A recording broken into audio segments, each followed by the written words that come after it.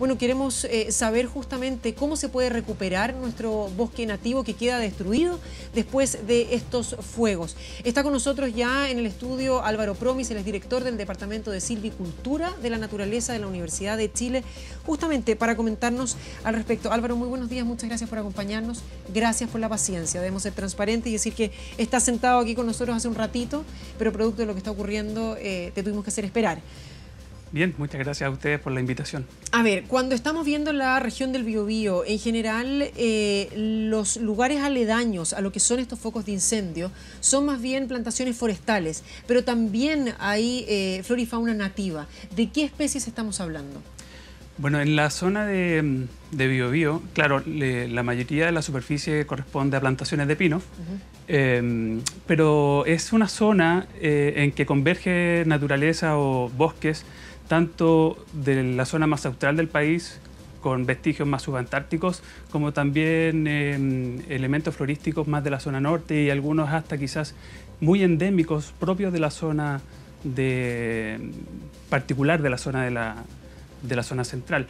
En este caso, por ejemplo, podríamos hablar de Gomorteca keule, una especie endémica, solamente se encuentra en el país, que quedan muy pocos relictos con esos árboles.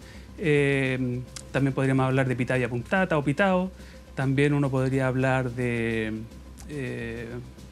esos son los dos que más... Cuando hablamos de este tipo de árboles o de especies, y sabemos que hay en general pino y eucaliptos en la zona, ¿verdad? Hablamos de una concentración de qué cantidad de especies, porque si pensamos en un incendio forestal y en el consumo de hectáreas, 8 por vez o así, estamos hablando de que la combustión, sobre todo el eucalipto y el pino, sabemos que es muy rápida y muy fácil, es un muy buen aliciente del fuego. ¿Qué pasa con estas otras especies? Y cuando son destruidas grandes cantidades o muy poquitito. En este momento, en esa zona central, en la zona de la cordillera de la costa, son muy pequeños los fragmentos que quedan de estos bosquecitos. Son más bien parches dentro de un mar de plantaciones de pino y de eucaliptus.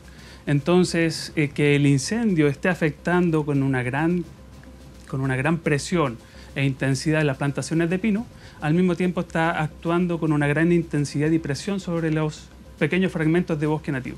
Es muy pronto todavía, sabemos, lo principal es resguardar la vida humana, como decíamos antes, pero cuando pensamos en estos valles completos, estas lomas de cerros que veíamos durante la mañana consumidas absolutamente por el fuego, y tratamos de avanzar pasos agigantados, muy rápido, ¿verdad? Ya se recupera las viviendas para las personas, la situación se vuelve a la normalidad. ¿Cuánto tiempo puede tomar reforestar predios como estos?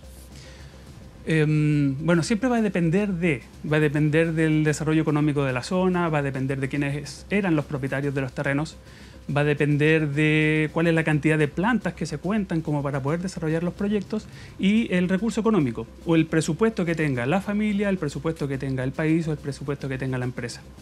No tengo cifras todavía bien claras de lo que pasó con los incendios del año 2016-2017, que ya pasaron 2 años. 2-3 años. Según cifras preliminares, para el año 2018 se habían plantado un poco más de 15.000 hectáreas. De las, por ejemplo, en la región del Maule, de las que se habían quemado 180.000 o 200.000 hectáreas de bosque. Entonces, súper pequeño. Es muy pequeño el esfuerzo, los recursos son escasos y uno no le puede echar solamente la culpa al Estado. No sé si las empresas también han desarrollado rápidamente o han tenido la capacidad de poder responder frente a esta coyuntura. ¿Cuáles son las principales problemáticas? Porque lo hablábamos fuera de cámara. Cuando se tiene un terreno que se quema, incluso muchas veces nos ha tocado ver que se reaviva el fuego o que vuelve a haber fuego donde aparentemente ya no había más combustión o material de combustión, y es porque se sigue transmitiendo a través de las raíces de los árboles, cosa que no necesariamente es fácil de entender. Cuando se quema absolutamente todo, o sea, el suelo, y con eso me imagino los minerales de y la capacidad de poder volver a generar vida.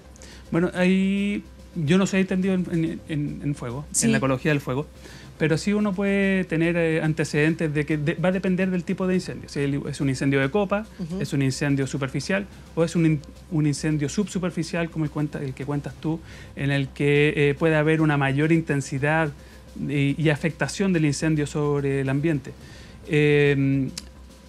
Puede quemarse solamente parte de la biomasa aérea, como también se puede quemar la parte superficial del suelo, con lo que una mayor cantidad de biomasa va a verse afectada. Pero va a depender después de las lluvias de invierno y va a depender de qué tan expuesto se encuentra el suelo. Entonces, con las precipitaciones, ese mineral o esos nutrientes que quedan liberados producto del incendio en las cenizas va a ser lavado rápidamente por las precipitaciones. Y en ese sentido, en esos espacios, es donde cuesta más el poder volver a recuperar la vegetación que se encontraba preliminarmente presente. Álvaro, escuchábamos recién al director de CONAF hablar respecto de que el TEN Tanker, uno de estos aviones que nos ayuda a combatir el fuego en este momento en nuestro país, había despegado desde Tepual hasta Cochrane. En Cochrane también se ha vivido, y en general en el extremo sur de nuestro país se ha vivido una situación muy compleja, también con altas temperaturas, fuertes vientos que han llevado a consumir hectáreas de material y de especies que también son endémicas, sobre todo del sur de nuestro país, incluso que llegando muy cerca de parques nacionales. ¿Cuál es la situación que se ve ahí respecto de especies que son propias del sur de nuestro país? Claro, ahí también es sumamente interesante. Yo he trabajado bastante en la zona austral. Ayer me comunicaba con colegas que se encuentran trabajando en la CONAF en distintas unidades. Me hablaban de casi 10.000 hectáreas. Me enviaban un mapa de que el incendio estaba llegando o se estaba acercando a la frontera con el Parque Nacional San Rafael, Laguna San Rafael. Se encuentra lejos todavía, de todas maneras, del Parque Nacional Patagonia o lo que sería la antigua reserva Hacienda Chacabuco. Que es un nuevo parque. En declaraciones, y solo para tener una última actualización, ya que tú estás en contacto directo, estuviste en contacto directo con ellos anoche, escuché autoridades temprano y en la mañana que decían no alcanza a llegar al Parque Laguna San Rafael. Está cerca, sí, pero no alcanza a llegar, no debería tener que llegar. Autoridades locales, ¿qué es lo que te dicen a ti? No, eso no lo sabía. Yo solamente vi un mapa con perfecto. ¿De dónde la iba cabeza del incendio? Ya. Y estaba cerca del deslinde, entonces me preocupó. Yo no seguí conversando después con estos colegas. Matorral arborescente, bosques de ñirre, bosques de lenga, bosques con coihue común y muchos pastizales o praderas.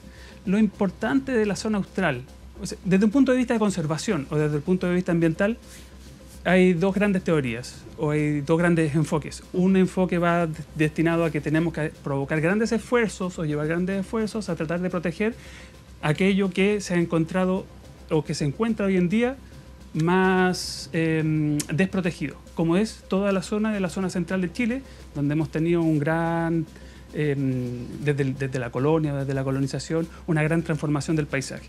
Y todos estos fragmentos chiquititos de bosques o estos fragmentos chiquititos de vegetación nativa los debemos cuidar y los debemos atesorar. Entonces, porque nos preocupa, lo protegemos. En la zona austral, donde la colonización ha sido no tan fuerte como ha sido en la zona central del país, tenemos grandes zonas todavía de territorio más conservado en una situación un poco más prístina, más natural.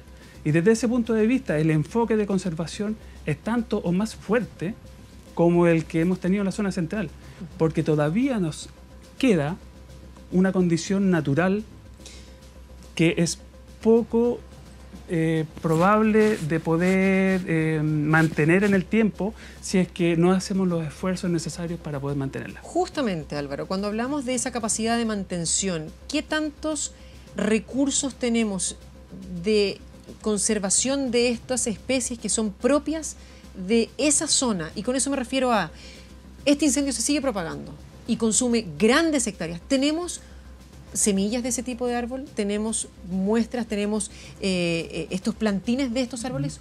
¿O no tenemos suficiente? No, hay poco. De todas maneras, la superficie es grande en la zona austral. Todavía, como te decía, queda mucha superficie. El que se estén quemando 10.000 hectáreas, claro, debe ser de todas maneras de preocupación.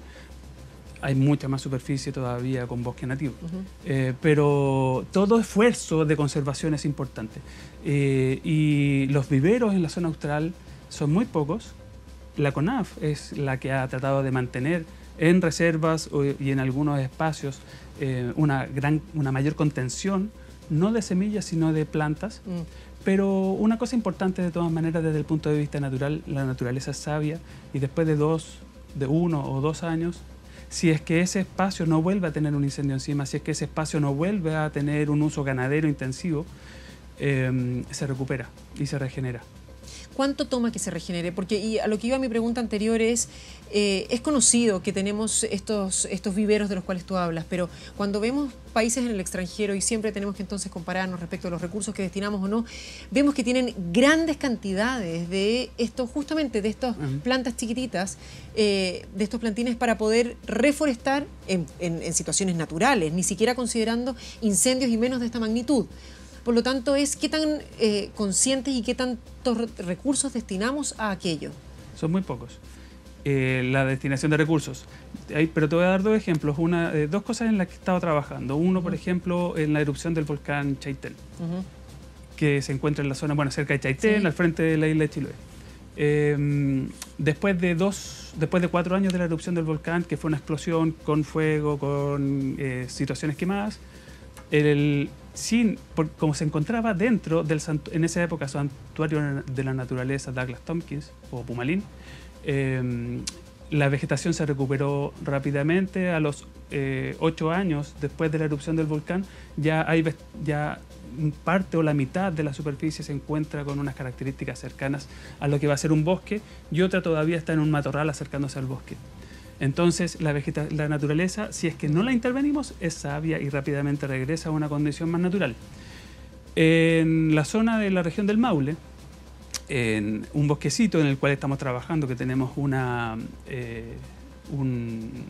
sector de investigación dentro de la Universidad de Chile, que tenemos 400 hectáreas, el bosque de Gualo, que fue quemado, fue afectado en los incendios del año 2016-2017, también está mostrando respuestas de regeneración o de revegetación. Ahora, en la zona central hay algo diferente, que las semillas de las plantaciones de pino aledañas a estos fragmentos han invadido el bosque. En la zona austral no tenemos eso. En la zona austral los fragmentos, no hay fragmentos, lo que son fragmentos son las plantaciones. La matriz está dada por la situación nativa. Entonces debemos pensar o debemos ser positivos en entender que eso se va a recuperar, pero va a depender de la mano del hombre nuevamente. Álvaro Promis, te queremos agradecer, muchísimas gracias por venir a conversar con nosotros hoy. Y muchas gracias a ustedes. Buenos días. Buenos días.